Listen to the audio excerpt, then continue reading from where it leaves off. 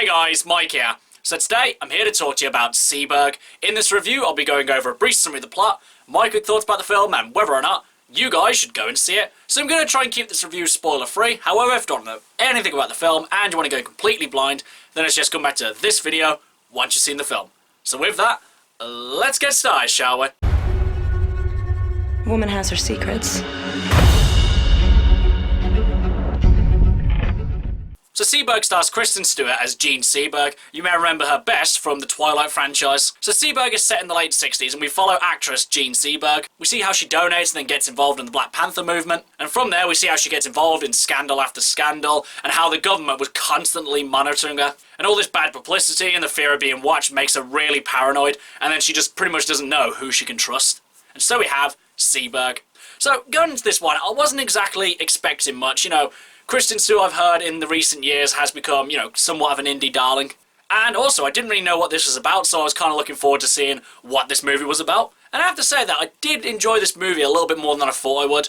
Kristen Stewart was really good in this. And it's roles like this that go to show that she's more than just the girl from Twilight. She shows off a lot of range in Seberg, and I like how, with her character, like with every other character in this movie, they didn't make him so squeaky clean. They gave him flaws, they gave him things to root for about him, they just gave him, layered personalities. And there was one thing that a character did in this movie which I don't like anyone doing in real life, and it made me start to root against her, but then as the movie progresses on and on, you just see the horrible things that are happening to her, and you just can't help but, feel sympathetic towards her. Because no one deserves to have done what is done to her in this movie. And going into this movie, I'd never heard of Jean Seberg, or probably any of her movies, really. Though if someone was to name something that she was in, I might know it, but more than likely not. And obviously, this being based on a true story, a lot of the things that do happen in this movie more than likely did happen, and they're not so unbelievable to think that they didn't happen. But as well, I'm looking at these IMDb and Rotten Tomatoes scores, and I'm thinking, why do people hate this movie so much? Because I thought it was quite enjoyable and definitely a little bit better than I expected. Though this may come down to the fact that I don't know anything about Jean Seberg, so this whole movie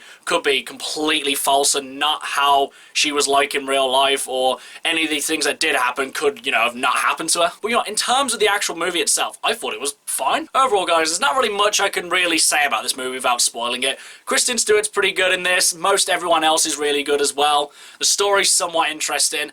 And I definitely enjoyed this one a lot more than I thought I would. Honestly, I'd say the biggest highlight about this movie actually didn't come from the movie itself, because towards the last 20 minutes of the movie, some people actually walked into the theatre, and I was there just like, well, you guys are extremely late. And then I saw them looking at their phone, and they'd realised that they'd actually walked into the wrong screen. So then, when the movie had actually finished, I tried to look up, what was on in the screen that was next to us. But that was taking too long, so I decided to peek inside the screen to see what was being watched. And it was Jojo Rabbit, two completely different movies. I don't know, honestly, how they could have messed that up. But still, it was quite a funny experience. But now, as for whether or not you guys should go and see it, honestly, though I did enjoy this movie a little bit more than I thought I would, I personally probably wouldn't recommend going to see it, because it doesn't really say anything that other movies haven't said before. The performances are good, but not exactly anything to rave about. And, it's just a mediocre movie, really. Though I have been kind of talking up a bit, it is just a mediocre movie. Okay guys, that's my review of Seberg. If you've seen it, what did you think about it? And what's your favourite invasion of privacy movie? Whatever it is, drop it in the comments below. Until next time, I've been Michael. See ya!